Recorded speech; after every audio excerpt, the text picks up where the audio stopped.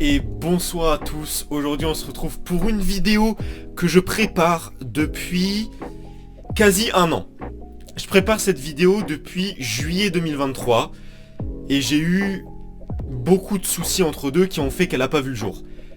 Elle est là aujourd'hui, c'est la vidéo collection de Blu-ray et DVD VHS. J'ai quelques DVD VHS mais j'en ai pas énormément, j'ai surtout des Blu-ray et 2-3 Blu-ray 4K.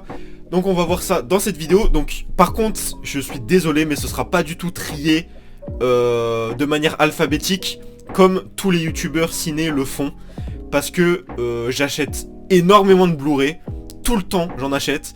Et donc c'est compliqué de les ranger par ordre alphabétique à chaque fois. Ça fait qu'à chaque fois que j'en ai un, imaginons j'ai un film qui commence par la lettre G, c'est en plein milieu de l'alphabet, je dois tout remménager si je veux ranger par ordre alphabétique. Du coup c'est rangé de manière bordélique, comme vous pouvez le voir, il y en a là, il y en a là, c'est des VHS, il y en a là, tout en bas là il y en a, et il y en a là-bas et en bas. Il y en a comme ça, voilà, ça prend tout mon espace. Voilà à peu près. Là j'ai une petite collection Harry Potter mais c'est rien d'intéressant. Ici on est là pour se focus sur les Blu-ray.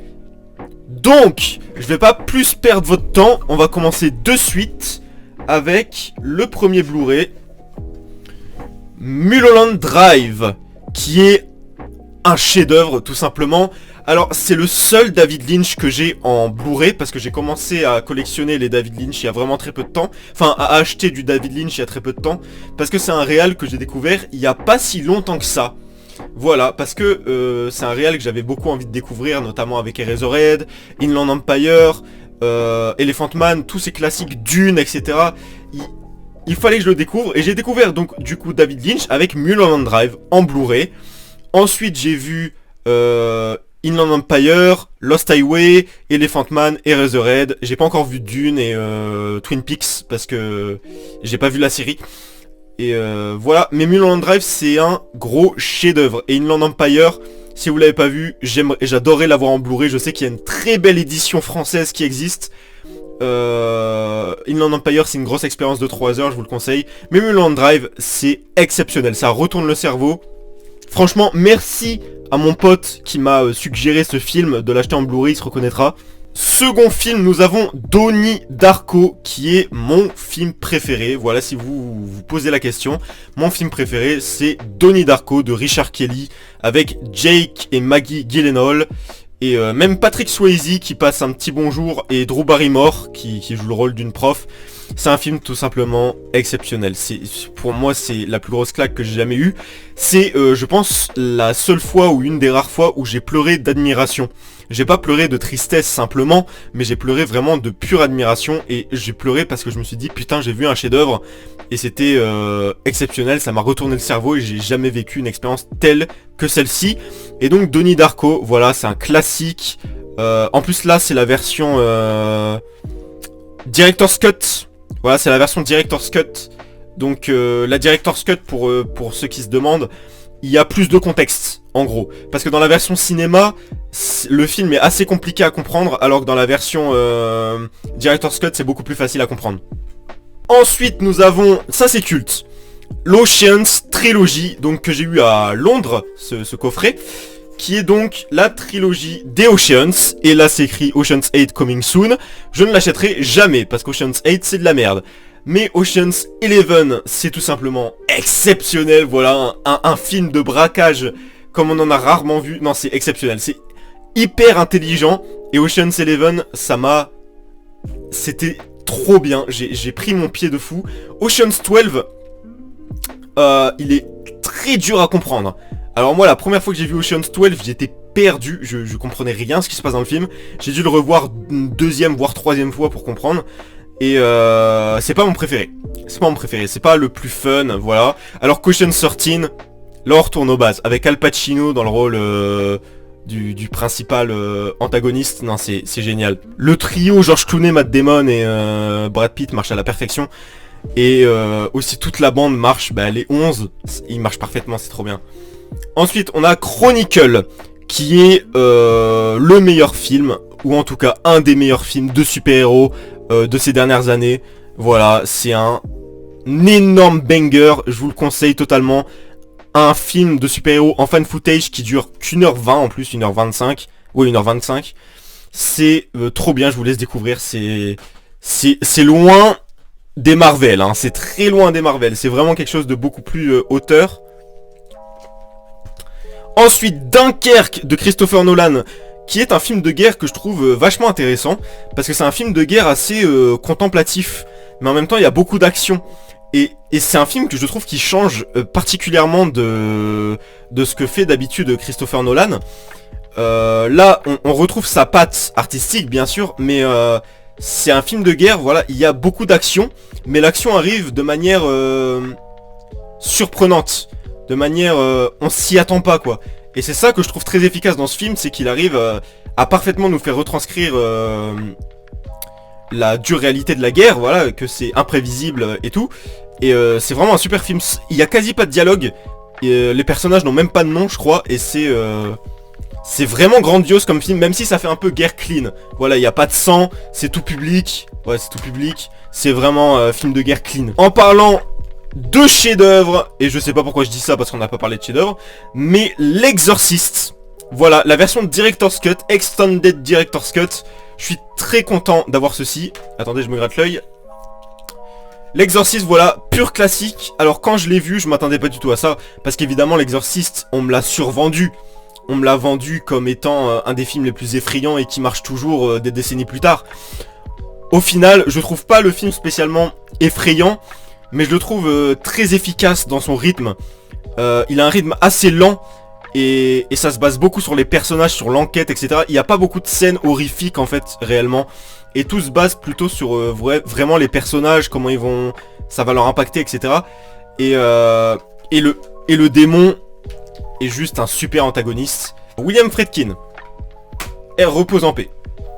Et ben, le premier 4K de cette collection, Psychose, en version non censurée, comme le voulait Alfred Hitchcock.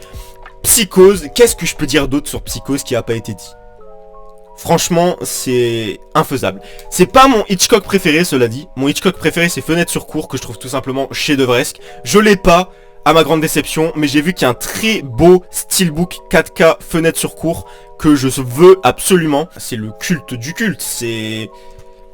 C'est un film à twist, et le twist marche parfaitement, même des années plus tard, je trouve. Et le film est toujours efficace dans son ambiance. Et ça, c'est un vrai film. C'est pas comme L'Exorciste où ça a un peu vieilli. Non, ça marche parfaitement. Alors que c'est encore plus vieux que L'Exorciste. Un des meilleurs films de SF qui existe. Total Recall.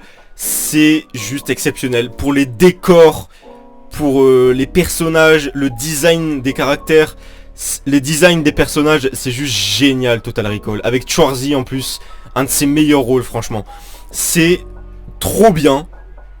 Et c'est réalisé par Paul Verhoeven, évidemment, le grand maître de la science-fiction. Bon, ça je pense pas que vous connaissez. Voilà, c'est un petit film d'auteur. Voilà, bon. Je pense pas que vous connaissez. Oula, alors ça c'est random. Basile, détective privé. Alors, pourquoi je dis que c'est random? Parce que des Disney, j'en ai vraiment pas beaucoup. J'en ai 2-3 des Disney. Et pourquoi j'ai Basile, détective privé, qui pour vous doit être un Disney très random, un Disney vraiment au pif, c'est pas le plus classique quoi, c'est pas le premier auquel on pense. Et ben je l'ai parce que moi il m'en faut peu pour acheter un Blu-ray. Et j'ai vu la vidéo Colec de Durandal, et dedans il avait Basile détective privé.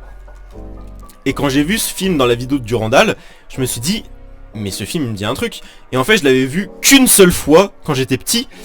Et du coup ça m'a rappelé des souvenirs. Surtout qu'à l'époque j'étais vraiment grand fan de Sherlock Holmes. Et je trouve que l'ambiance, l'hommage à Sherlock Holmes, l'hommage à Londres, etc. C'est trop bien. Et c'est un super film. Et j'ai adoré le redécouvrir, hein. Je l'ai revu du coup pour la deuxième fois. Donc cette fois à l'âge adulte. Et j'ai vraiment adoré. Non, Basile détective privé, c'est sous-coté à la mort. Alors celui-là faut que je le revoie. Blade Runner, The Final Cut. Parce qu'il y a je ne sais pas combien de versions de Blade Runner. Ça c'est la Final Cut. Donc l'édition apparemment ultime. Celle que voulait Ridley Scott. Et bah, j'ai été mitigé. Voilà, la première fois que j'ai vu Blade Runner, je vais pas vous mentir, j'ai été mitigé. Alors qu'on parle quand même de Blade Runner qui est un pilier et niveau innovation, c'est légendaire et ça a inspiré des tas de... Ça a inspiré le cinéma en général, mais faudrait que je le revoie parce que quand je l'ai vu, j'étais en nuit blanche et j'étais fatigué et j'avais mis 15 heures à le regarder alors qu'il dure qu'1h50. J'avais mis toute la nuit à le regarder en fait. Mais ouais, il faudrait que je le revoie d'une traite. Et en plus, c'est super parce qu'il y a un documentaire dedans. C'est 2 disques, il y a un documentaire, c'est super intéressant. Ça, c'est magnifique. La vie est belle. Voilà, tout est dans le titre. La vie est belle. C'est un super film. Et je vais pas vous spoiler ce qui se passe dans le film, si vous l'avez pas vu. Version 4K. Ça fait super plaisir d'avoir un film de cette époque en 4K. Parce que là, du coup, c'est la meilleure qualité possible pour découvrir La vie est belle. Et je vous conseille vraiment de prendre ce Blu-ray. Il est pas cher, je crois que je l'ai payé 15 €. Donc c'est le prix d'un Blu-ray normal, pas un Blu-ray 4K. C'est avec James Stewart. Voilà, un acteur phare de l'époque. Et c'est un super film, un beau film de Noël, un beau film sur la vie, sur la mort. C'est le genre de film qui fait réfléchir et c'est super. Franchement, c'est magnifique. King Kong en version longue, la version longue de 3h25 il me semble. C'est grandiose.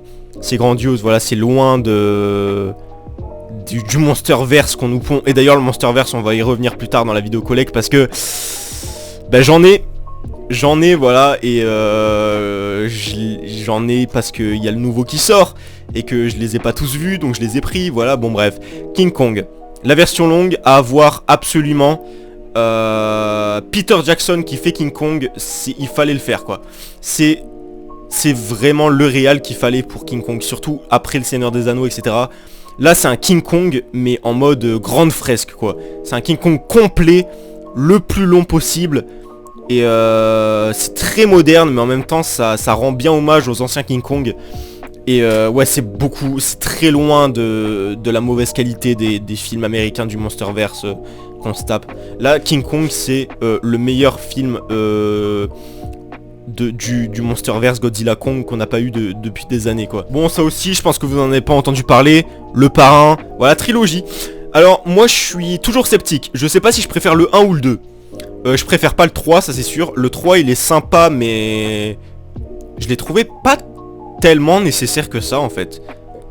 Il s'appelle Le Parrain épilogue, donc c'est un épilogue logique, mais j'ai pas vu trop l'intérêt d'en faire un troisième. Mais en tout cas le 1 et le 2 c'est des chefs-d'œuvre, voilà, absolu, tout le monde le sait. Et j'ai longtemps préféré le 1, mais je me demande si je préfère pas le 2 avec De Niro. Mais en tout cas c'est des chefs-d'œuvre, voilà, faut les voir. Après le 3, si vous voulez, si vous êtes fan, vous pouvez le regarder, mais je sais pas, moi quand je l'ai vu, j'ai eu ce sentiment que, je sais pas, je voyais pas trop l'intérêt. Les Simpsons, le film, je regarde absolument pas de série, mais les Simpsons, je pense c'est la série où j'ai vu le plus d'épisodes. Parce qu'à l'époque ça passait sur W9 et je regardais chez mon père, voilà, super. Donc les Simpsons, le film, c'est génial. C'est les Simpsons, c'est un gros épisode d'1h25 des Simpsons, mais avec beaucoup d'ambition, avec plus de budget et avec beaucoup de blagues méta sur le fait que c'est un film au cinéma. Et voilà, qui viennent de la télé et qui sont au cinéma. Non, c'est trop bien, c'est génial. C'est hyper intelligent, c'est hyper drôle et c'est super efficace. Joker, succès surprise, Joker. Moi vraiment quand il a dépassé le milliard d'entrées, enfin le milliard de box-office de dollars, j'étais sur le cul. Parce que Joker c'est un film, un thriller psychologique, un film d'auteur, mais de super-héros. Enfin de super-vilains là pour le coup. Mais c'est vraiment pas un film de super-héros ou super-vilains, enfin un film de comics habituel. C'est vraiment pas un film de comics habituel. C'est sur le grand méchant de Batman, mais vraiment je m'attendais pas à ça en allant le voir 7 fois au cinéma, parce que je suis allé le voir 7 fois au cinéma tellement j'ai aimé. Mais ouais, c'est Joker un peu en mode Taxi Driver. Et du coup c'est assez surprenant qu'il ait fait autant de chiffres. Genre le milliard quoi, il a fait plus que Batman. Genre le méchant de Batman a fait plus de dollars que le Batman le vrai. Ça n'a pas de sens. Pour moi ça n'a pas de sens. Alors là, attention. Là c'est spécial. J'ai la collection entière des lives de Nirvana. Donc le live and loud, donc c'est le live pour In Utero. Live Tonight Sold Out, donc c'est une compilation de live avec entre deux des documentaires et des interviews. Live on Air, donc ça c'est la compile des lives qu'ils ont fait à SNL, donc Saturday Night Live. Et il y a aussi tout l'album Chaos FM de 1987, donc un de leurs premiers lives qu'ils ont fait à la radio. Live at Reading, qui est mon préféré. Et pour l'anecdote, c'est le seul live de Kurt Cobain où il était sobre, parce qu'il devait récupérer la garde de sa fille à cette époque. Le documentaire sur Nevermind, très intéressant parce que c'est un des plus grands albums de tous les temps, donc avoir un documentaire entier dessus, c'est vachement cool. Et enfin, le plus culte, Unplugged in New York. Voilà, c'est le plus culte. Mais c'est pas mon préféré c'est Live at Reading. Le Labyrinthe de Pan. Alors, par contre, le Labyrinthe de Pan, j'en ai deux, parce qu'il y en a un qui marche pas. Je sais pas pourquoi, j'ai jamais su pourquoi, je pense que c'est celui-là qui marche pas. Et j'en ai un deuxième qui marche. Voilà, parce que le Labyrinthe de Pan c'est tellement un chef-d'œuvre que je pouvais pas me permettre d'en avoir un qui marche pas. Il me fallait de l'avoir, même si je l'ai en deux fois et qu'il y en a un qui marche pas. Je sais pas pourquoi je l'ai pas acheté d'ailleurs, celui qui marche pas. Je le garde en souvenir. Le Labyrinthe de Pan, bon, je prends pas de risque en disant ça, mais c'est mon Del Toro préféré. C'est vraiment mon Del Toro préféré. Quoique le récent, la Pinocchio, il m'avait mis une grosse claque, mais celui-là, ça fait plus longtemps qu'il est là. Voilà, il est sorti en 2006, donc il a grandi en moi, etc. Et surtout, c'est un film qui m'a beaucoup surpris parce que la première fois que je l'ai regardé, quand j'ai vu l'affiche et le Labyrinthe de Pan, je connaissais rien du film. J'avais vu aucune image, rien, aucun résumé, je connaissais rien. Et du coup, je m'attendais à un film qui se passe dans un labyrinthe. Où elle va rencontrer des créatures, et en fait pas du tout. C'est un gros film avec un message politique et tout, c'est vraiment super. The Whale, voilà l'Oscar pour Brendan Fraser, franchement mérité, même si je l'aurais plutôt donné à Austin Butler pour Elvis, parce que sa performance dans Elvis est juste exceptionnelle. The Whale, voilà, c'est pas là le Aronofsky le plus intéressant, mais je trouve que c'est c'est un très bon film, c'est en quasi huis clos. Et donc on va suivre ce personnage qui est malade et qui a deux doigts de crever, quoi. Et il va être en quête de rédemption par rapport à ce qu'il a fait dans le passé. Et voilà, et c'est juste merveilleux. C'est très poétique et c'est vachement beau. Franchement, je l'avais vu au cinéma, j'ai failli pleurer quand je l'ai revu. J'ai adoré, encore une fois. Alors ça, vous avez sûrement aucune idée de ce que c'est. The Retirement Plan avec Nicolas Cage. Pourquoi vous avez aucune idée de ce que c'est? Parce que c'est juste pas sorti en France. Voilà. Mais vu que je suis fan de Nicolas Cage et que je regarde tous ses films, et ben je suis au courant qu'il est sorti et je me suis procuré l'édition Blu-ray. Mais anglais. Parce que vu qu'il n'est pas sorti en France, il y a juste anglais et sous-titres anglais. Heureusement que je me débrouille pas mal en anglais. Voilà, The Retirement Plan, qui est un gros nanar. Hein. C'est un gros nanar, c'est nul. Hein. Mais c'est hilarant. Franchement, c'est hilarant. La Guerre des Mondes. Un de mes Tom Cruise préférés, un de mes Spielberg préférés. C'est juste génial. C'est en termes de créativité, c'est le film d'extraterrestre le plus réussi en termes de créativité. Genre juste le design du tripode, le design des aliens. Enfin, les aliens en soi sont assez basiques, mais le design du tripode, c'est juste légendaire. C'est très créatif. Et et le bruit qu'ils font les tripodes. C'est hyper mémorable et ça m'a traumatisé quand j'étais petit. Le bruit des tripodes, ce bruit d'apocalypse, parce que quand j'étais petit j'étais très angoissé par l'apocalypse, j'avais l'impression qu'elle allait arriver à tout moment, donc en 2012 j'étais pas bien, mais La Guerre des Mondes, c'est le meilleur film d'invasion extraterrestre que j'ai vu, réalisé par Spielberg avec Tom Cruise, vous pouvez pas faire mieux. Magnolia, encore un film avec Tom Cruise qui est là. Vous allez rien voir, mais c'est pas grave. Magnolia, c'est un film choral réalisé par Paul Thomas Anderson. J'allais dire Philippe Thomas Anderson parce qu'il y a Philippe Seymour Hoffman derrière. John Cirelli aussi. Il y a qui d'autre? Bon, j'ai la flemme. Mais il y a Tom Cruise, Philippe Seymour Hoffman, John Cirelli et elle, c'est Julianne Moore. Julianne Moore, voilà.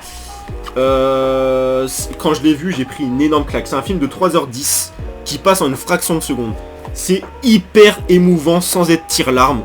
C'est magnifique, c'est hyper poétique. Et il y a plein de sous-messages cachés dedans. Notamment la fin, la pluie. Je vous spoilerai pas plus. La pluie. Qui est une scène assez décontenançante. Qui m'a... Wow, je sais plus parler. Mais ouais, Magnolia, je vous conseille vraiment de le regarder vivement. C'est très poétique, c'est magnifique.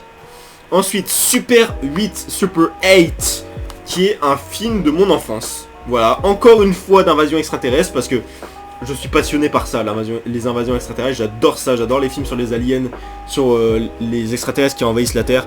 Et là, c'est avec une bande d'ados, de pré-ados, dans les années 80. Moi, ça marche parfaitement avec moi. Et c'est un grand film d'enfance, c'est une grosse Madeleine de Proust. Un petit coffret Shyamalan, voilà, avec ses 3 plus gros succès, je pense. Signs, le sixième sens et Incassable. Le sixième sens est un chef-d'œuvre, Incassable est un quasi chef-d'œuvre, un des meilleurs films de super-héros que j'ai vu. Et Signs, c'est un des meilleurs films d'invasion extraterrestre que j'ai vu. C'est hyper ingénieux, c'est hyper inventif, c'est hyper créatif, c'est hyper intelligent. Et je ne comprendrai jamais la haine autour de Signs parce que c'est juste génial. Et à analyser, Signs, c'est une pépite. The Game de David Fincher avec Michael Douglas et Sean Penn, qui m'a été offert par mon cher ami qui se reconnaîtra. Édition collector, bien sûr. Alors The Game, c'est un film, avant de le voir, j'avais des petits préjugés. Je me disais, ouais, j'ai la flemme de le regarder. Et au final, quand je suis allé devant, quand je me suis retrouvé devant, j'ai pris une claque.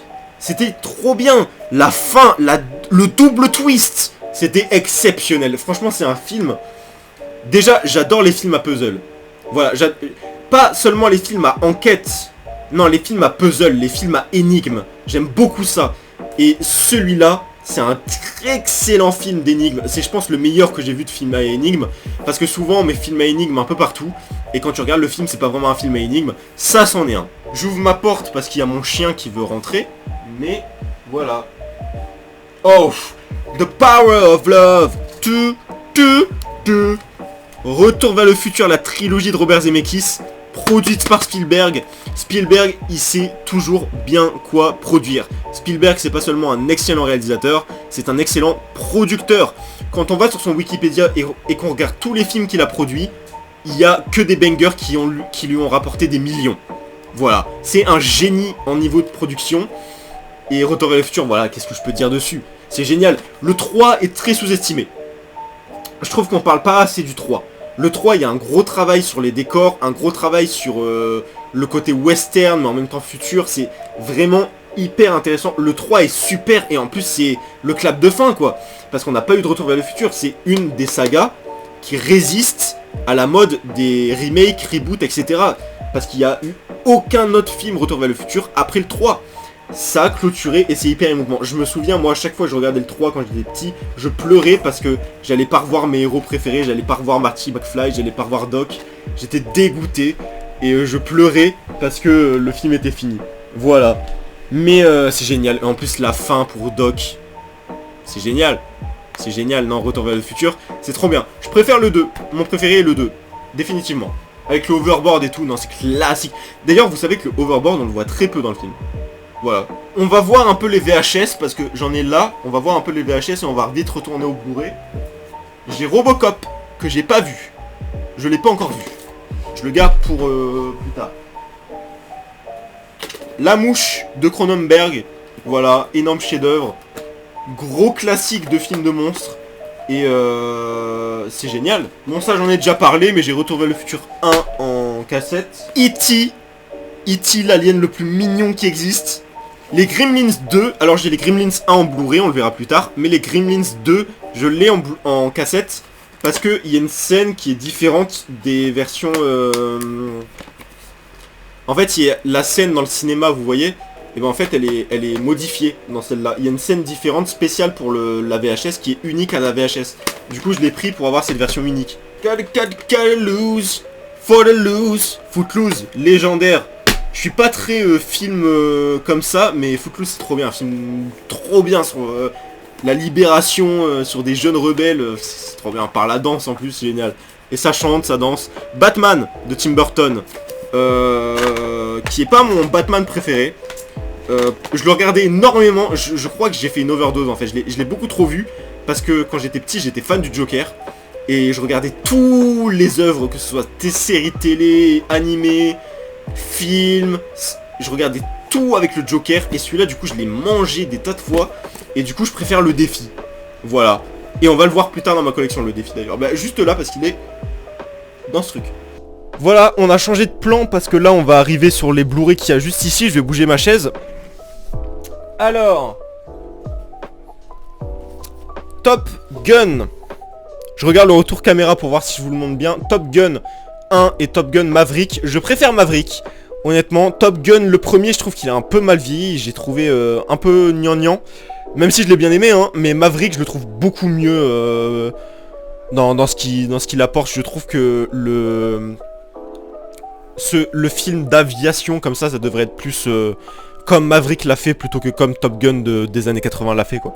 Je trouve beaucoup mieux l'approche de Top Gun Maverick. Ensuite, on a tous les Jason Bourne. Comme vous le savez, j'adore les films d'agents secrets, d'espionnage, etc. Je l'ai dit tout à l'heure. Jason Bourne, bam, il y a les 5. Jason Bourne, le film éponyme, je l'aime beaucoup. La mémoire dans la peau, c'est le meilleur. La mort dans la peau, il est exceptionnel. La vengeance dans la peau, c'est énorme. Jason Bourne, l'héritage, j'ai pas de souvenir. Et Jason Bourne de 2016, je crois, c'est ça. Bref, le dernier, quoi, il est super. The Batman, sûrement un des meilleurs Batman au monde. Voilà, j'ai adoré le côté thriller, le côté vraiment Arkham. Si vous avez joué au jeu Arkham, j'ai adoré ce film. Enfin, vous l'avez adoré parce que vous l'avez sûrement vu tellement il a marché. Voilà, c'est super et j'ai hâte de la suite. J'ai tellement hâte de la suite. Ensuite, on a la trilogie Spider-Man. Donc Spider-Man 3, qui est mon préféré, avec Venom. Spider-Man 2, qui est le préféré de mon pote qui m'offre des Blu-ray. Avec Dr. Octopus, c'est génial. Il y a l'homme sable aussi dans le 3, il y a tellement de méchants, moi j'avais adoré quand j'étais petit. Et Spider-Man 1, qui est le plus nostalgique, je trouve. La trilogie de Sam Raimi, pour moi c'est la meilleure, hein. Il y a pas mieux que ça. Hein. J'aime pas ceux avec Tom Holland. À part No Way Home, je m'étais éclaté en salle de cinéma, mais sinon à voir tout seul, je pense que c'est pas ouf. Et The Amazing, je les ai et je les aime bien. Un de mes films préférés, Les Noces Funèbres, voilà, c'est un film qui m'a beaucoup aidé dans ma vie. C'est un film génial, c'est la meilleure romance que j'ai vue, sachant que de base je suis pas fan de romance. Mais voilà, c'est super, de Tim Burton et Mike Johnson. Voilà, c'est super en stop motion, en plus j'adore ce genre d'animation. Et là vraiment l'esthétique est superbe et c'est un des meilleurs films d'animation que j'ai vu de ma vie. Je pense que c'est mon film d'animation préféré. Ensuite on a la trilogie Planète des Singes, donc la Planète des Singes, les origines. La Planète des Singes, l'affrontement. Et la Planète des Singes, suprématie. Alors mon seul problème avec cette trilogie, c'est que les deux premiers, les origines et l'affrontement, font beaucoup trop épisodes de série. Parce que genre c'est des films qui se tiennent pas tout seuls. Genre on a vraiment l'impression de regarder une série en fait. Et c'est ça qui m'a dérangé. C'est parce que ça finit toujours sur un climax. Enfin il n'y a pas de fin quoi. Dans le 1 et le 2. Il y a une fin dans le 3 parce que le 3 c'était censé être le dernier. Bon ils en font un autre là mais c'était censé être le dernier donc il y a une fin. Mais les deux premiers il n'y a pas de fin. Du coup ça fait très série. J'ai trouvé ça bizarre. Du coup mon préféré c'est le 3.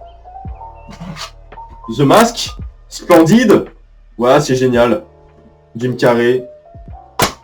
Que dire de plus? The Mask c'est hilarant. Ça marche super bien. Et c'est une super parti pris de l'avoir adapté comme ça le comics, parce que le comics de base n'est pas du tout comme ça. Et j'ai adoré comment ils l'ont fait là pour l'adapter, parce que du coup comme ça on a deux visions du masque, qui est vraiment cool. Alors là on a un petit coffret Tim Burton avec 9 films, les voilà. Donc on a Pee-wee, Batman, Beetlejuice, Batman le défi, Mars Attack, Les Noces Funèbres, Charlie et la chocolaterie, Sweeney Todd et Dark Shadows. Alors, Pee-wee's Big Adventure, c'est de la grosse merde. Beetlejuice, c'est un de mes films préférés, j'adore. Ils vont sortir le 2, j'ai un peu peur, mais j'espère que ça va être bien. Et je vais le racheter en 4K, Beetlejuice. J'ai Batman, du coup, j'en ai déjà parlé tout à l'heure. Batman le défi, pour moi, c'est le meilleur. Il est génial, l'esthétique, le côté plus dark, même si c'est un peu too much. Excusez-moi, mon micro a complètement bugué. Désolé, du coup, vous avez dû entendre... un peu de son dégueulasse pendant un certain moment, je suis désolé, là j'ai rebranché mon micro, il s'est juste débranché tout seul. Du coup je disais Batman le défi, l'esthétique pour moi elle est géniale, le côté c'est un peu too much mais ça fait tout le charme du film. Mars Attack, je trouvais ça pas ouf, Charlie et la chocolaterie, j'adore, c'est un de mes films d'enfance. Les noces funèbres, j'en ai parlé. Dark Shadow, je le trouve pas ouf. Et Sweeney Todd, c'est un de mes préférés. Le Barbier, c'est une comédie musicale, c'est génial. C'est génial, voyez Sweeney Todd. The Old Way, vous avez sûrement aucune idée de ce que c'est. Pareil, c'est un film sorti en 2023 avec Nicolas Cage. Un western, son premier western, je crois. Bref, c'est très random pour vous sûrement, mais c'est un super film de vengeance, super film sur le passage à relais, une relation père-fille, voilà, parce qu'ils sont pas vraiment père-fille, mais ça fait, c'est tout comme. Non, c'est... si, je crois que c'est sa vraie fille. Oh, je sais plus. Oh, je sors des films inconnus. Ça aussi, vous savez sûrement pas ce que c'est. C'est un film inconnu avec Leonardo DiCaprio et Tobey Maguire. Alors pourquoi il est inconnu? Bah c'est parce que ces deux acteurs là, on boycotte le film, la sortie du film. Du coup il est quasi pas sorti en fait. Et le DVD est tellement nul que c'est écrit sous-titres Dutch French, mais il n'y a pas de sous-titres. Voilà, c'est vraiment un DVD ghetto. Mais le film est très cool. Perso j'ai trouvé très cool, c'est juste que je comprends pourquoi ils l'ont boycott. Mais franchement je vois pas l'intérêt parce que le film est sympa quoi. Sortez-le. De toute façon il va faire aucune entrée, c'est un film en noir et blanc avec que des dialogues. Ah ça c'est un bon film de merde. Scream. Voilà, je n'aime pas ce film, mais on me l'a offert. Et bah je le garde du coup. Mais j'aime pas. Voilà, Scream pour moi, il y a que le 1 qui est bien. Il y a que le 1 qui est très cool. Et le reste c'est de la merde. Voilà. Un des plus beaux films de 2023, After Sun, c'est magnifique. Voilà, un film sur une relation père-fille, ça m'a grave touché, c'est génial parce que moi les relations avec entre parents et enfants ça me touche beaucoup parce que dans ma vie perso ça a pas toujours été top. Mais j'ai adoré After Sun, c'est un quasi chef-d'œuvre. Normal People, la série, je l'ai pas trop aimé la série honnêtement. J'en attendais beaucoup trop, du coup j'ai acheté le DVD. Et je sais pas, j'ai pas kiffé. J'ai trouvé ça un peu répétitif. J'ai trouvé que ça tournait en rond très rapidement. En fait, c'est un peu tout le temps la même chose. Et j'ai pas trouvé ça très intéressant. Un coffret Blu-ray DVD de Charlie, mon héros, All Dogs Go to Heaven en anglais. Le titre anglais est plus connu que le titre français. C'est un film, voilà, qui va jusqu'au bout de son message sur l'acceptation de la mort. C'est un film pour enfants, mais qui va traiter de l'acceptation de la mort, du deuil, et qui va le faire jusqu'au bout, quoi. Ça va pas être un film pour enfants de merde, où le personnage mort, on va le faire revivre, et il y a aucune notion du coup de la mort et de la vie, et il y a aucune notion de l'acceptation de la mort, il y a rien du tout, et c'est des films de merde. Ça, c'est un très bon film, de Don Splum, qui traite du sujet de l'acceptation de la mort, mais vraiment jusqu'au bout, quoi. Genre, il y va pas avec le dos de la cuillère. Strange Way of Life. Celui-là, il l'a divisé. Hein. Moi, j'ai bien aimé, même si ça fait vraiment tiers de film. C'est-à-dire que quand tu l'as fini, tu fais, bah, il manque 1 heure, quoi. Genre, ça fait pas du tout court-métrage, ni moyen-métrage, ça fait tiers de film. Genre, c'est un peu un truc pas fini. Je comprends pas pourquoi c'est comme ça, mais... Moi, j'ai trouvé ça sympa, et puis il y a Pedro Pascal et Ethan Hawke, donc... Moi, je l'ai pris, hein. Ça coûtait pas cher. Scooby-Dooby-Doo, where are you? Donc il y a les 4 là, Scooby-Doo 1, Scooby-Doo 2, les classiques, avec Rowan Atkinson et Matthew Lillard. Et après il y a Scooby-Doo, le mystère commence et le monstre du lac, qui sont... ces deux là précisément, c'est les plus grosses Madeleine de Proust ever, parce que c'est les films que j'avais quand j'étais petit en DVD, et je les regardais à l'infini. Et j'avais tellement de DVD cartoon de Scooby-Doo, parce que je suis fan de Scooby-Doo depuis que je suis petit. Et j'adore toujours Scooby-Doo, c'est génial Scooby-Doo. Cars 1 et 2, que j'ai revu récemment. Cars 1, c'est trop bien. C'est trop bien, je m'attendais pas à autant rekiffer en étant jeune adulte. Et Cars 2, j'adore, le côté espionnage et tout, non c'est génial. J'ai pas le 3 parce que le 3 je l'aime pas. Mais Cars 1 et 2 c'est génial. Boum, avec la magie du montage, on se retrouve un jour plus tard pour tourner la suite. Avec tout ce qu'il y a ici, et il y en a aussi là, en bas. On voit pas. Voilà. Donc, on commence avec la collection complète de Arthur et les Minimoys. Le 1 jusqu'au 3 en DVD, pas en Blu-ray. J'adore Arthur et les Minimoys, je suis fan d'Arthur et les Minimoys. C'est génial. Arthur Malédiction, c'était un moment lunaire au cinéma. Tout le monde a applaudi à la fin. C'est vrai, tout le monde a applaudi à la fin d'Arthur Malédiction, tellement c'était nul. On a tous applaudi, c'était très drôle. L'intégrale de Game of Thrones, que j'ai pas encore vue. Voilà, parce que j'ai beaucoup de films à voir, donc je peux pas me lancer dans une série de 8 saisons actuellement. Mais il y a vraiment tout dedans. Voilà, il y a les 8 saisons plus les bonus, les retrouvailles, etc. Voilà, je l'ai pas vu. Je peux pas vous le dire, mais voilà. Citizen Kane, forcément, énorme classique, ce qui est le film qui m'a un peu réconcilié avec les anciens films, qui quand j'étais petit, j'aimais pas les anciens films en noir et blanc, etc. Je disais c'est chiant, c'est ennuyant. Et puis quand j'ai vu Citizen Kane, j'ai vu la lumière, enfin, et ma cinéphilie s'est ouverte. Ensuite, la trilogie du dollar de Sergio Leone. Mon préféré, ça a toujours été Pour une poignée de dollars. Le premier. Moi, je le trouve légendaire. Je le trouve hyper divertissant. C'est le summum du divertissement. Et c'est, je pense, mon western préféré Pour une poignée de dollars. Après, et pour quelques dollars de plus, il est très bien. Et Le Bon, la Brute et le Truand, c'est un classique de chez classique. Sans un bruit, les deux films. Alors, le 2, quand je l'avais vu au cinéma, je l'avais adoré. Et quand je l'ai revu en Blu-ray, je l'ai trouvé un peu moins efficace. J'ai beaucoup plus préféré le premier. Je le trouve plus efficace dans le concept, dans la mise en scène. Alors que le 2, je trouve, il est un peu plus faible, mais il est quand même très cool. Terrifier 1 et le 2 en 4K, avec All Hallows Eve, donc la trilogie Art le Clown. Voilà, en steelbook. Merveilleux. Terrifier, c'est génial. C'est juste génial. Si vous aimez un peu Grindhouse, les films un peu d'exploitation des années 70, etc., ça c'est pile le mood qu'il vous faut. C'est vraiment typique des films d'exploitation d'époque, mais tiré à l'extrême, au maximum. C'est hyper gore, c'est génial. C'est hilarant, Terrifier. Moi je vous conseille vivement. Asteroid City, j'avais acheté la version standard et j'ai eu la version collector. Super, parce qu'il y a des pellicules dedans, juste là. C'est génialissime. C'est sûrement le film le plus intimiste, le plus personnel de Wes Anderson à ce jour. Et j'avais pris une sacrée claque quand j'avais compris le film. J'avais pas pris une claque quand j'ai vu le film, j'ai compris plus tard le film. Et en fait, le film, c'est simple. Asteroid City, c'est apprécier le show à défaut de le comprendre. Voilà, c'est ça la phrase que j'avais trouvée, qui m'avait un peu éclairé là-dessus, et j'avais pu faire une analyse sur mon Letterboxd, que je trouve correcte. Et c'est un film qui m'a accompagné beaucoup de temps après la sortie. Une fois que je l'ai vu, je l'ai beaucoup ruminé dans ma tête pour l'analyser, etc. C'est hyper intéressant. L'intégrale Paranormal Activity sans Tokyo Night. Je sais pas pourquoi Tokyo Night est tout le temps boycott de la saga Paranormal Activity. Je sais pas pourquoi il est jamais dans les coffrets. Paranormal Activity 1, il est très cool. Paranormal Activity 2, moyen. Paranormal Activity 3, c'est sûrement le meilleur. Paranormal Activity 4, il est nul à chier. The Marked Ones, il est sympa. The Ghost Dimension, moyen. Et Next of Kin, il est pourri. Donc voilà, donc c'est pas la meilleure saga, mais j'ai l'intégrale en Blu-ray. Bad Boys 1 et 2, qui sont géniaux, surtout le deuxième. Voilà, je pense que c'est le préféré de beaucoup de monde.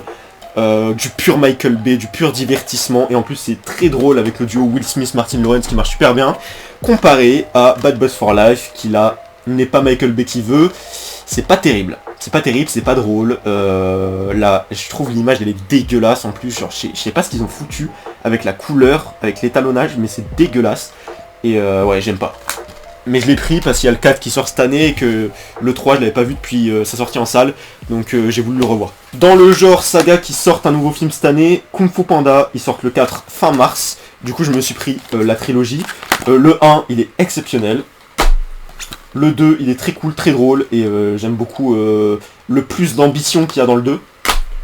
Et le 3, je le trouve un peu plus faible quand même, avec toute l'histoire autour de sa famille. Ça fait, c'est genre l'opus qui était censé être le plus important de la trilogie, avec où Po retrouve sa vraie famille, etc. Il a sa quête de vrai guerrier dragon, et j'ai trouvé le méchant un peu trop faible, j'ai trouvé l'histoire avec sa famille un peu trop faible. J'ai pas trouvé ça super, mais il est quand même sympa à regarder, et puis voilà. Dans le genre film avec Nicolas Cage merveilleux, un talent en or massif. En plus là c'est duo Nicolas Cage, Pedro Pascal, ça marche à la perfection. C'est hilarant. Nicolas Cage qui joue son propre rôle dans un film avec plein d'actions Je sais pas pourquoi ça s'est planté en salle. C'était peut-être trop méta pour les gens, c'était peut-être trop insolite pour les gens, je sais pas, ils sont pas allés le voir. Et c'est très dommage parce que c'est merveilleux un talent massif, c'est hilarant. Et c'est hyper généreux en termes d'action. La scène où ils prennent de l'acide, elle me tue à chaque fois. Alors, Alien Anthology, donc là c'est les 4 premiers. J'ai aussi Alien Covenant et Prometheus, mais on y reviendra plus tard parce que c'est au-dessus. Voilà, Alien le 8ème passager, qui est un chef-d'œuvre, qui marche toujours à la perfection des décennies plus tard. Alien le retour, qui est l'apogée de la saga. Alien 3, ça commence un peu à se casser la gueule. Et Alien 4, c'est pas le meilleur, mais il y a Winona Ryder, donc on est content. Et ensuite, il y a les documentaires. Alien 3, il est cool, hein, mais c'est le Fincher que j'aime le moins, quoi. Alien 3, je le trouve un peu moins mémorable, un peu moins intéressant.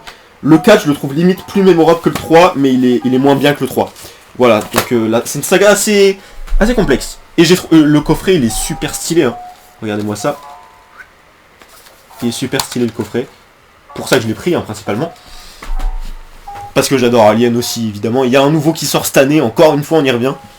Yannick, un des meilleurs Dupieux, c'est mon 3ème préféré de Dupieux, derrière Au Poste et Réalité, qui sont mes préférés. Donc ouais, top 3. Et c'est le Dupieux le plus accessible, mais c'est pas le moins original et pas le moins créatif pour autant. Et dedans, il y a ça, je trouve ça hilarant. Le délire jusqu'au bout, quoi. The Lighthouse, mon Robert Eggers préféré et le seul que j'ai, parce que j'ai vu The Northman, mais je l'ai pas. Et The Witch, je l'ai pas encore vu. Donc j'ai vu que 2 Robert Eggers sur 3. Et The Lighthouse, je l'ai trouvé génialissime. Génialissime, à 2 doigts du chef-d'œuvre. À chaque fois que je le vois, je me prends une sacrée claque, hein. C'est hyper créatif. Et surtout, à chaque fois que je le vois, je remarque des nouvelles choses à chaque fois. Tellement ce film est rempli de détails, rempli de trucs cachés, et à analyser, c'est encore super. Mais c'est un film plus sensoriel. Voilà, si vous le voyez, cherchez pas absolument à l'analyser, parce que vous n'allez pas avoir une réponse exacte. Voilà, faut plus essayer de le ressentir qu'autre chose. Et je trouve ça super, le cinéma sensoriel, c'est aussi génial. The Last of Us, la saison 1, je suis complètement fan du jeu vidéo. Là, il y a The Last of Us partie 2 en steelbook juste ici. Oula. Là. J'ai du mal. Et le 1, c'est mon jeu vidéo préféré de tous les temps. Et donc forcément, j'ai pris la série avec Pedro Pascal, sûrement son meilleur rôle à ce jour. Et j'ai adoré parce qu'en plus, ils ont adapté dans la saison 1 le DLC Left Behind. Ils l'ont adapté en un épisode. Et le DLC, moi j'avais adoré. C'est tellement nostalgique pour moi, Last of Us et Left Behind. Donc forcément, je l'ai pris et j'ai hâte de la saison 2 qui sort très bientôt normalement. Alors ça, c'est un peu random. C'est Edge of Tomorrow, mais avec Godzilla. Et quand j'ai cherché sur Amazon Edge of Tomorrow, il y a plein de coffrets Edge of Tomorrow plus Godzilla. Alors que les deux films ont littéralement aucun rapport. Godzilla, je le trouve pas super. Et Edge of Tomorrow, je le trouve vraiment génial. Un des meilleurs films de SF des années 2010. Je l'ai trouvé vraiment super génial, super créatif. C'est adapté d'un manga, il me semble. Si vous connaissez, vous me direz des nouvelles. Mais en tout cas, moi, je connais pas le manga. Et le film, moi, il est superbe. Je l'ai trouvé hyper créatif et hyper prenant. Ça, j'en ai parlé dans mon top de l'année. Oppenheimer, voilà. Le Nolan le plus surprenant depuis des années. Parce que voilà, c'était du Nolan. Nolan, il a plus rien à prouver, mais il a quand même sorti un petit chef-d'œuvre. Personnellement, Oppenheimer, je m'attendais à du Nolan habituel, et en fait, c'est pas vraiment ça. C'est plus que du Nolan habituel. Vous voyez, il faut le ressentir. Casper, le gentil fantôme, je trouve ça génial, moi, c'est adorable. C'est hilarant, je trouve ça vraiment très drôle, et c'est hyper touchant. Et ça peut faire pleurer un gros bonhomme. Casper, c'est génial. Gran Torino, que j'avais vu quand j'étais petit et que j'avais adoré. Du coup, je l'ai pris en Blu-ray et je l'avais eu pour quasi rien. Je sais pas si encore le prix. Non, mais je l'ai eu pour quasi rien, je crois 3 balles.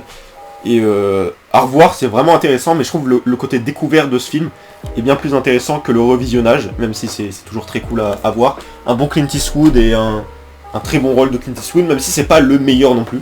Toute la symbolique autour de la Grande Torino, etc., qui revient beaucoup dans le film, c'est aussi très intéressant.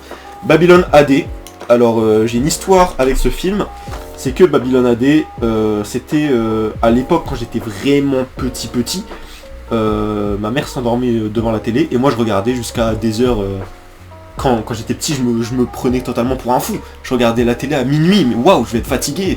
Bref. Et du coup, il y avait ce film qui passait à 23h et quelques.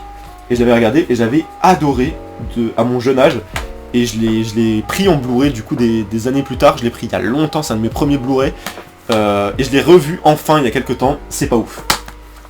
Voilà, comme quoi des fois, la nostalgie doit rester là où elle est, dans le passé.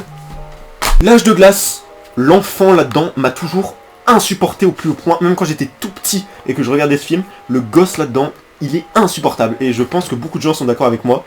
C'est un des gosses les plus insupportables du cinéma. Mais il y a Sid, Scrat et Manny. Et c'est le meilleur trio de l'histoire. Avec Dent de Sabre, je sais plus comment il s'appelle là, lui. Lui là, le lion. Enfin le lion, je sais pas ce que c'est. Mais c'est hilarant l'âge de glace. C'est super bon délire. C'est un good feeling movie. Alors on va terminer cette petite armoire en bas avec It, l'original de 1990, qui dure 3h10. Qui est absolument magnifique. C'est le meilleur téléfilm que j'ai jamais vu. C'est un peu nanardesque, mais ça fait tout le charme du film, je trouve. Voilà, en steelbook comme ça. Je préfère limite cette version à celle de 2017 et 2019. Mad God, qui est un des films les plus créatifs de 2023, j'en parlais dans mon top, je vous renvoie à mon top de l'année 2023. On a eu de la chance quand même qu'il sorte en Blu-ray, parce que le film s'est un peu planté.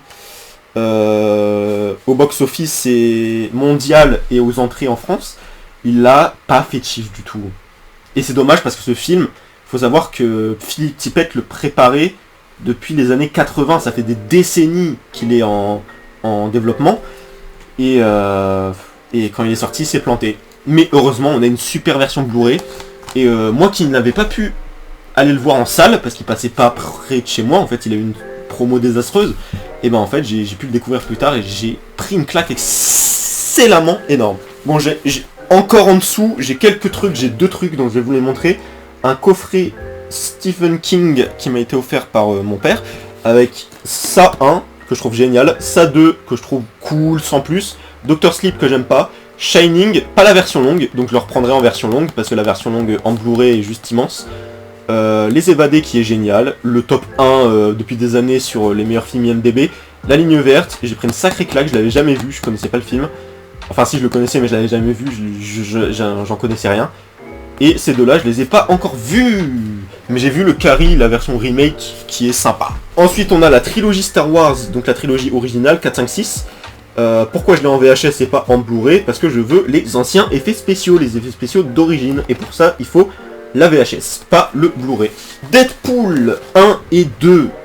Pour moi, je suis désolé, vous pouvez me niquer la gueule, vous pouvez m'insulter. Pour moi, c'est un des meilleurs Marvel. Les deux...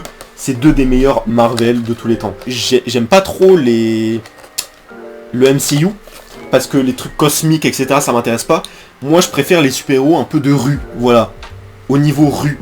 Genre Daredevil, Luke Cage, Punisher, Deadpool. Voilà, je préfère Hawkeye, etc. Je préfère ce genre de super-héros, plutôt que les super-héros cosmiques, etc. Donc c'est pour ça que j'adore autant Ghost Rider avec Nicolas Cage, Spider-Man, les premiers... Daredevil, la série, toutes les séries Netflix, elles sont géniales. Et Deadpool, j'adore, c'est un de mes préférés, un de mes super-héros préférés. Et j'aime beaucoup ça. C'est pour ça que Batman est mon super-héros préféré. C'est parce que j'aime beaucoup les super-héros de rue. Pas les super-héros Iron Man et tout qui vont dans l'espace, ça m'intéresse moyen. Reservoir Dogs, pur chef-d'œuvre. Je me tâte encore à si je préfère celui-là ou Pulp Fiction dans mes Tarantino préférés, parce que celui-là, quand je l'ai découvert, j'ai adoré, et au fur et à mesure que je le vois, je le kiffe de plus en plus. Monty Python, Sacré Graal, hilarant, c'est toujours génial. Toutes les blagues sur le budget du film, moi ça me tue à chaque fois, j'adore Monty Python. J'adore Sacré Graal, pardon, j'ai eu Monty Python, c'est pas juste Sacré Graal. Jackie Brown, un des films les plus sous-estimés de Tarantino, parce qu'il est génial, super film de gangster, et il y a des bonnes blagues dedans en plus, et c'est bien dans le style de Tarantino, je trouve que c'est super, mais on n'en parle pas assez. Kill Bill 1 et 2, à voir absolument comme un seul et même film, faites pas l'erreur de regarder le 1 et de regarder d'autres films, et des jours plus tard tu regardes le 2, parce que du coup le 2 va vous paraître beaucoup plus faible. Enfin après on n'est pas tous pareils, mais quand j'ai vu Kill Bill 1 j'avais adoré, j'ai attendu des jours, j'ai regardé d'autres films, et après j'ai vu le 2, je l'avais pas kiffé.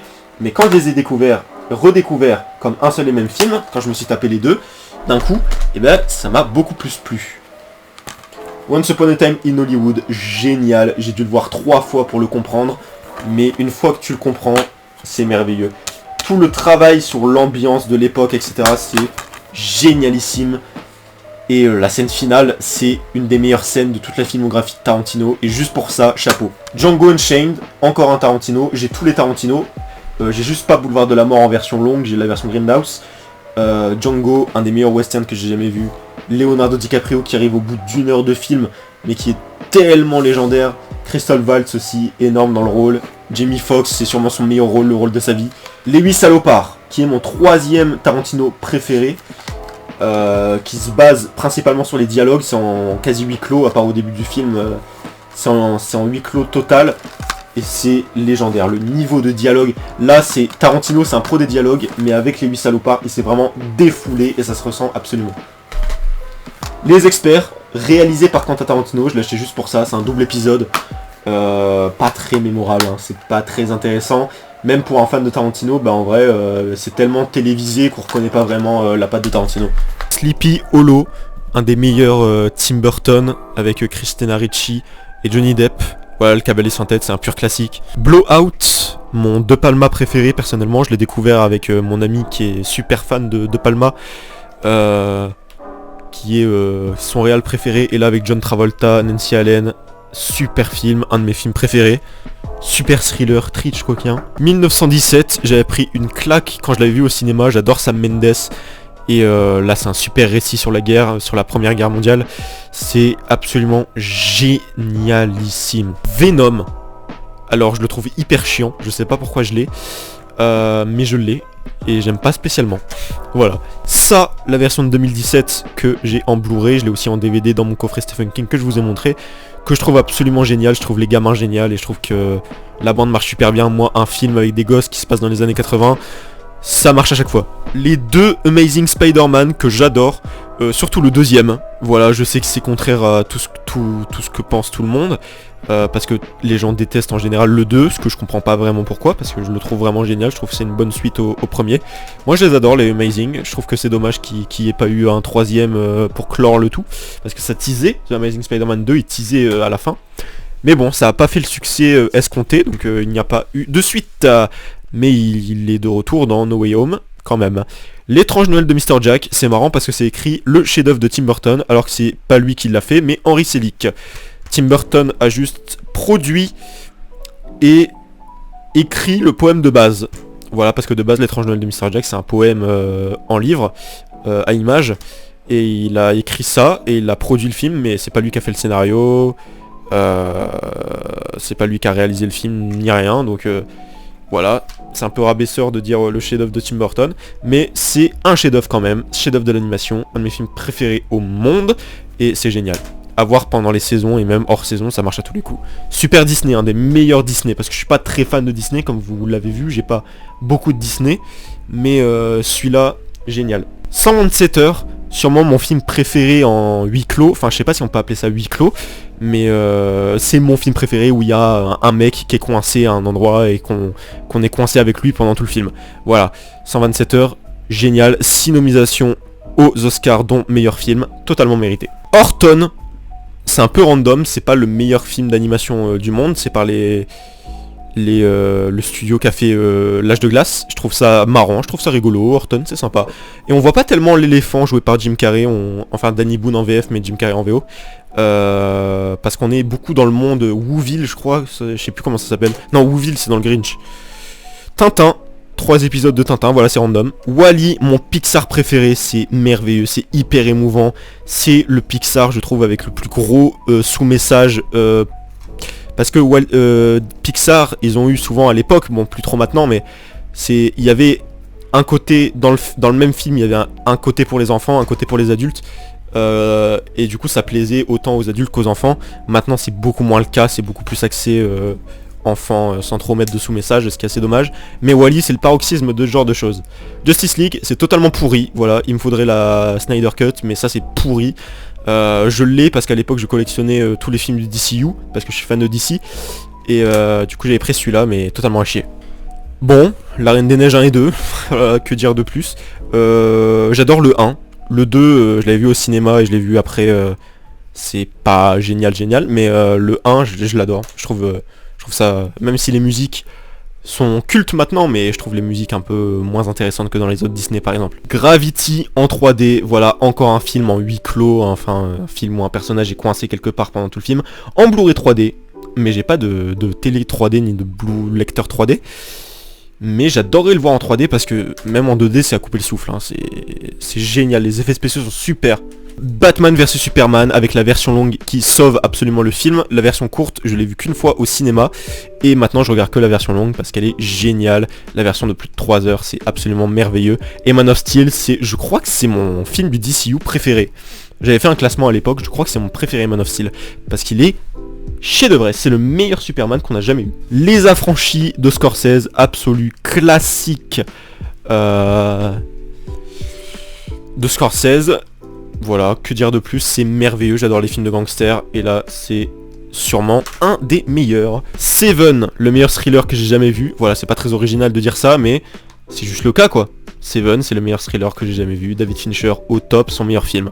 Inglourious Bastard, film complètement sous coke de Quentin Tarantino, avec un Brad Pitt génial, Christophe Waltz, le méchant le plus mémorable de tous les films de Tarantino, franchement c'est énorme. Collatéral en 4K, alors ça c'est absolument à voir une fois dans sa vie, de Michael Mann, où Tom Cruise joue un méchant qui va prendre en otage un taxi, joué par Jamie Foxx. C'est merveilleux, c'est un des meilleurs films un des meilleurs thrillers que j'ai jamais vu. Michael Mann il est au top à chaque fois en ce qui concerne les thrillers. Tant qu'on en parle, Hit, voilà, autre chef-d'œuvre de Michael Mann, parce que pour moi Collatéral et Hit sont deux chefs-d'œuvre. Hit, quand je l'avais vu, j'avais pris une telle claque, la scène de braquage dans la rue, non c'est énormissime. Pulp Fiction, voilà, j'en parlais tout à l'heure, ça a été mon film préféré pendant longtemps, et ça peut l'être toujours si je le revois, mais je l'ai vu, je crois que je l'ai trop vu encore une fois, comme je parlais avec Batman, je l'ai trop vu sur une courte période de temps, je devrais peut-être le digérer un peu avant de le revoir à chaque fois. Dune, voilà, il y a ma critique de Dune 2 qui est sortie. Dune, génialissime. C'est comment bien utiliser son budget, voilà, c'est Dune. John Wick, la trilogie, plus le 4ème opus que je trouve génial. Je trouve que John Wick c'est une saga qui fait...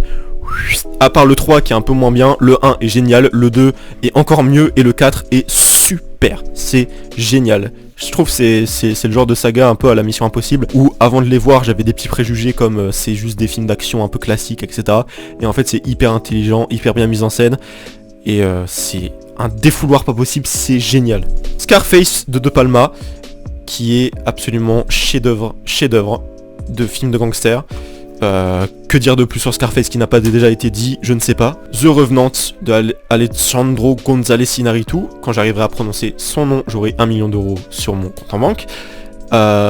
Qui est le film qui a donné l'Oscar à DiCaprio, totalement mérité. Et Tom Hardy, il aurait mérité aussi un Oscar parce que putain, le rôle du méchant, j'en ai encore des frissons. Black Panther, qui est le seul film du MCU que j'ai dans ma collection.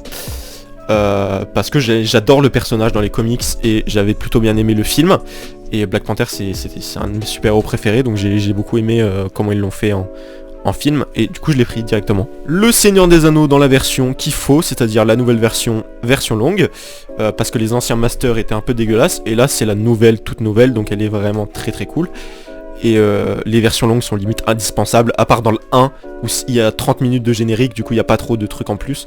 Mais sur les deux tours et le retour du roi, c'est vraiment indispensable les versions longues. Sherlock Holmes 1 et Jeu d'ombre par Guy Ritchie. Voilà, j'ai pas trop de souvenirs, je l'avais acheté parce qu'à l'époque j'étais fan de Sherlock Holmes. Voilà, je lisais les livres Sherlock Holmes, je regardais la série Sherlock avec Benedict Cumberbatch. J'étais passionné par Sherlock et son intelligence. Et du coup j'avais pris les films qui sont très sympas. C'est pas les meilleures adaptations de Sherlock, mais c'est vachement cool. Guy Ritchie est toujours très fort dans son domaine. les deux Cloverfield. Alors j'ai pas Cloverfield Paradox, pas que je l'aime pas, mais juste parce que je l'ai pas.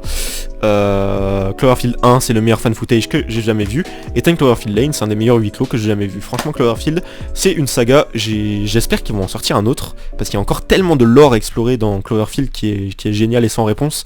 Donc on pourrait faire un quatrième opus, peut-être Overlord, c'était censé être Cloverfield, au final ça l'a pas été, mais bon c'est pas grave. Cinema Paradiso, Nuevo Cinema Paradiso, qui est un Blu-ray dans un format bizarre parce qu'il est pas bleu, il n'y a pas de truc, c'est juste comme un DVD mais en plus petit. C'est la version courte, il faudrait que je me prenne la version longue. C'est un import italien qui est un magnifique film sur le cinéma, mais pas le cinéma en général, le lieu cinéma et la passion, c'est un film passionnant. Shazam, c'est nul à chier, voilà, on va pas y passer plus de temps, en plus il est défoncé en dessous. Je l'ai pris parce que je collectionnais le DCU à l'époque, mais sinon c'est de la merde. Le dernier Jurassic World en version longue avec évidemment tous les autres Jurassic Park, du premier au Jurassic World 2, voilà, comme ça j'ai tous les Jurassic Park. J'adore Jurassic World 1 et 2, j'adore Jurassic Park 1, Jurassic Park 2 je l'aime beaucoup, Le Monde Perdu, et Jurassic Park 3 je trouve que c'est le moins intéressant. Et celui-là je l'ai trouvé pas ouf à la sortie, j'avais mis 6 sur 10, un truc comme ça.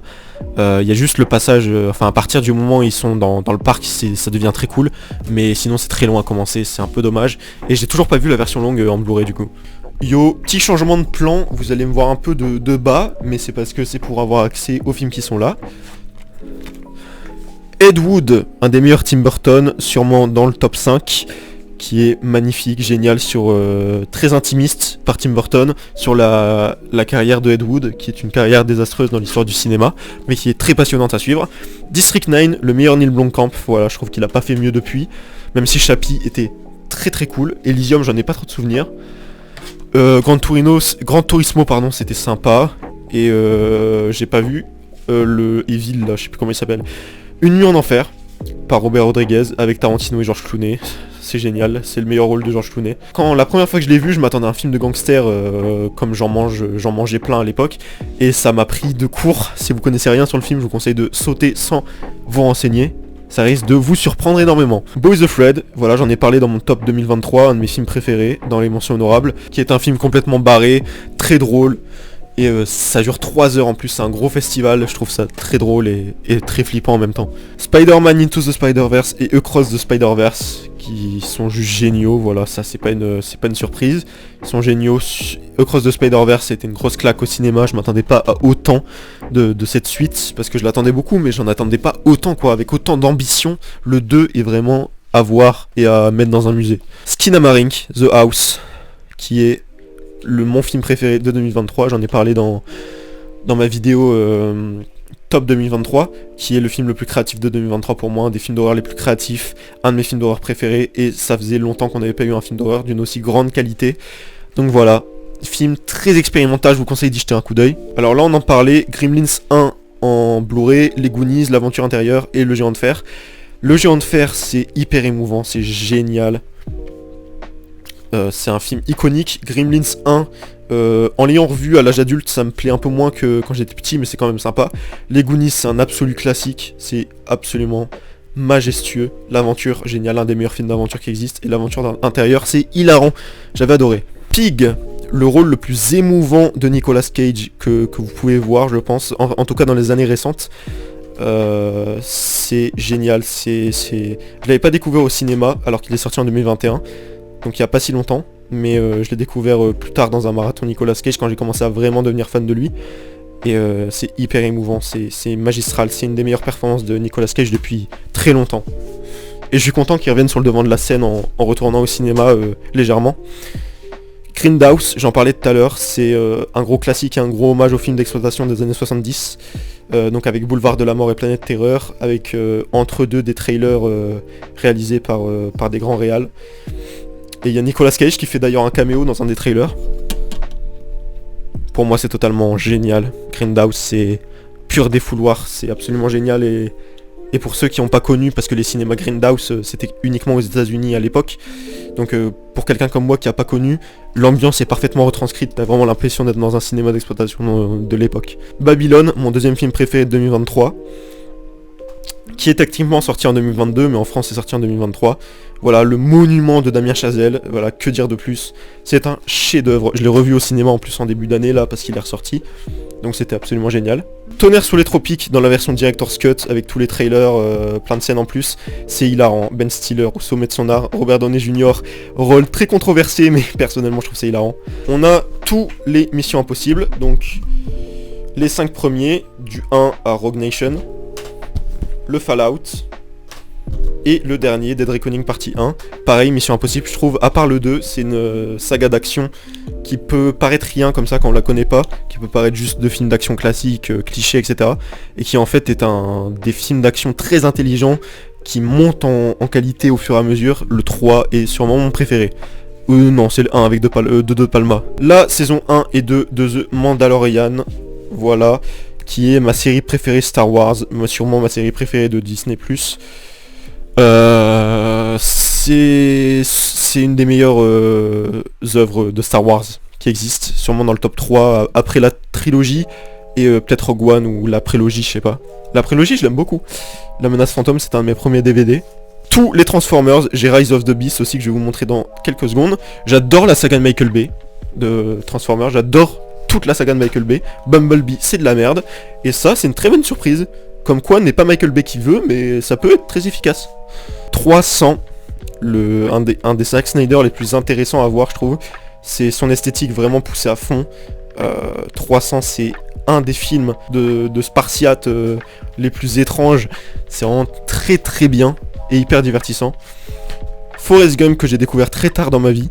Voilà, mais que quand je l'ai vu, évidemment je me suis pris une grosse claque. C'est un super film sur l'histoire des États-Unis. Qui est raconté via un personnage un peu insolite. Forrest Gump, c'est génial.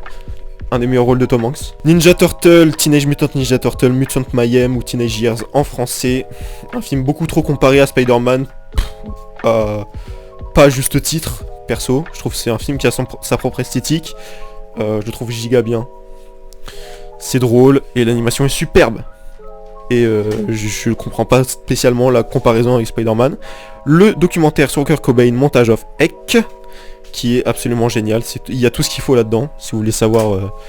Même si ça manque un peu de... Je trouve qu'il y a un peu trop de passages sans interview, sans rien. Du coup, il manque un peu... Les 2h20 auraient pu être remplis autrement, je trouve. Les aventures de Jack Burton dans les griffes du mandarin, par John Carpenter, avec son acteur fétiche Kurt Russell, qui est un défouloir extrême, c'est hyper drôle, c'est n'importe quoi, j'adore ce genre de film. Le monde de Nemo, Pixar à son prime, comme d'habitude, l'époque Pixar me manque quand j'étais petit, ça c'était le banger, je crois que c'est un des premiers films que j'ai vu au cinéma de toute ma vie, donc je suis fier. Here's come the Men in Black, piou, piou. Voilà, Men in Black, une des meilleures comédies de science-fiction qui existent, c'est hyper drôle avec Tommy Lee Jones et Mr. Smith. Will Smith, un autre live de Nirvana, le live d'Halloween à Paramount, en qualité Blu-ray, donc ça c'est super d'avoir ça, pour un fan de Nirvana comme moi. Casino, un de mes films préférés tout simplement, 3 heures qui passent super vite, je peux le regarder 40 fois par jour sans m'en lasser. C'est le mood gangster, trop bien, genre t'as envie de regarder ce film avec un cigare et du putain de whisky. Tous les sauts, donc de saut 1 à Spirale, j'ai pas encore saut X, je le prendrai très vite, très rapidement, il est sorti je crois. Et Saw pour moi, toute la saga c'est un gros plaisir coupable, à part le 1 qui est objectivement génial, mais tout le reste c'est des gros plaisirs coupables. J'adore me mater la saga Saw en entier à chaque fois, je prends un pied pas possible. Rec, sûrement mon film d'horreur préféré. Voilà, film espagnol qui a remporté tellement de prix parce que c'est normal, il est génial. Et la fin me mettra sur le cul à chaque fois que je la vois. Rec c'est hyper effrayant, c'est un des films d'horreur les plus efficaces que j'ai jamais vu. L'intégrale Indiana Jones, donc du 1 jusqu'au cadran de la destinée, que j'aime beaucoup. Et Indiana Jones 4, je l'aime aussi, c'est un plaisir coupable, Indiana Jones 4. Pour moi, il est génial. Le 2, pour moi, je crois que mon préféré, c'est le 2, ouais. Le 2, j'avais adoré. On arrive au dernier étage de Blu-ray, qui est juste là, et on a bientôt fini. SOS Phantom, la vraie trilogie, sans l'immondice qu'est SOS Phantom 2016. Là on a SOS Phantom 1 et 2, des purs classiques, surtout je sais pas pourquoi j'adore autant le 2, et SOS Phantom l'héritage qui est sympa, c'est pas le meilleur mais c'est sympa, j'attends la suite de voir ce que ça va donner même si j'y crois peu.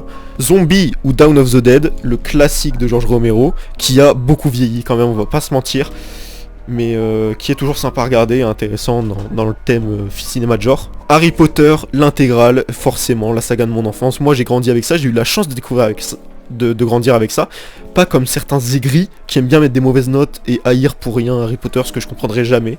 Harry Potter c'est merveilleux, surtout le 5, et Luna Lovegood est mon personnage préféré. Star Wars, la menace fantôme, pour moi c'est merveilleux, c'est un des premiers DVD que j'ai eu dans ma vie, donc forcément il y a une grosse Madeleine de Proust. L'attaque des clones ça a été mon préféré pendant longtemps, et la revanche des Sith est un chef-d'œuvre. La prélogie c'est merveilleux, les effets spéciaux sont super.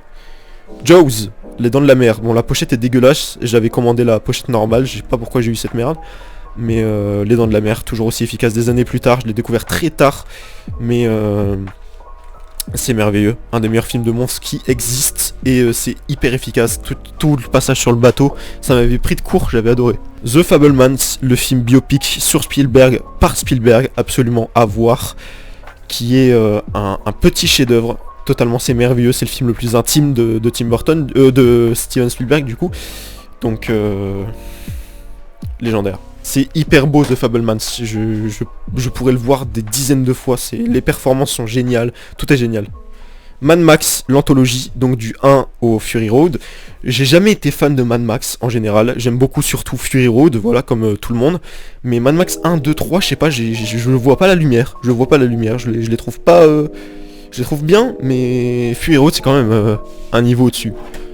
Dans le genre plaisir coupable, Lara Croft Tomb Raider, voilà, j'ai pas besoin d'en dire plus. J'en parlais tout à l'heure, Prometheus, que j'adore, et Alien Covenant, qui pour moi est une grosse merde, je comprendrai jamais la haine autour de Prometheus. Sucker Punch, la version Director's Cut, qui est absolument à avoir, c'est cette version qu'il faut. Sucker Punch qui est un de mes Zack Snyder préférés, j'avais adoré à l'époque Sucker Punch, je trouve l'idée hyper originale, et la mise en scène, le montage, tout est génial. Et puis les musiques et les monstres dans le film, j'avais adoré. La trilogie du Dark Knight, j'adore Batman Begins, c'est pour moi un hyper bon film. The Dark Knight c'est un chef d'œuvre, et The Dark Knight Rises, j'aime bien, mais c'est loin d'être mon préféré, et il est sûrement dans ceux que j'aime le moins de la filmographie de Nolan. Fight Club, voilà, je pense que vous en avez jamais entendu parler.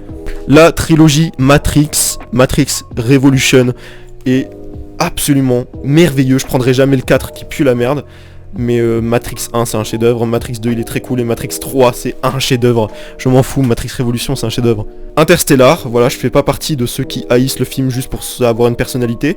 Voilà, Interstellar c'est génial, c'est à fond dans l'arme de beauté. Godzilla et Kong, la collection des 4 films, voilà le Monsterverse.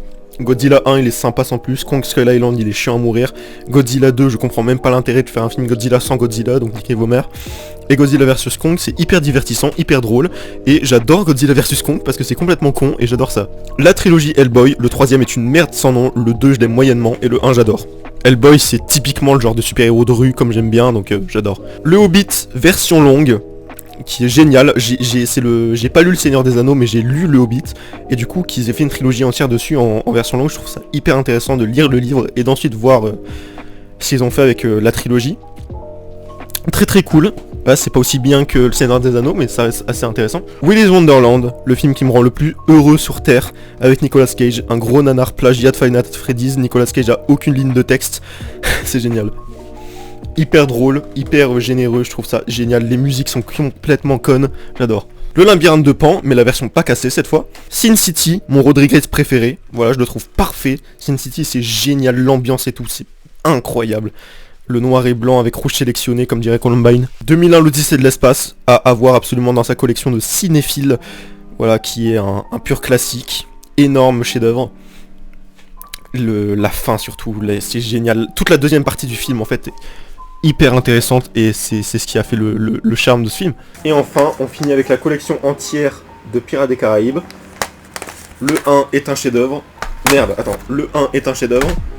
Le 2 c'est mon préféré, chef-d'œuvre absolu. Le 3 ça a été longtemps mon préféré avant que je les revoie.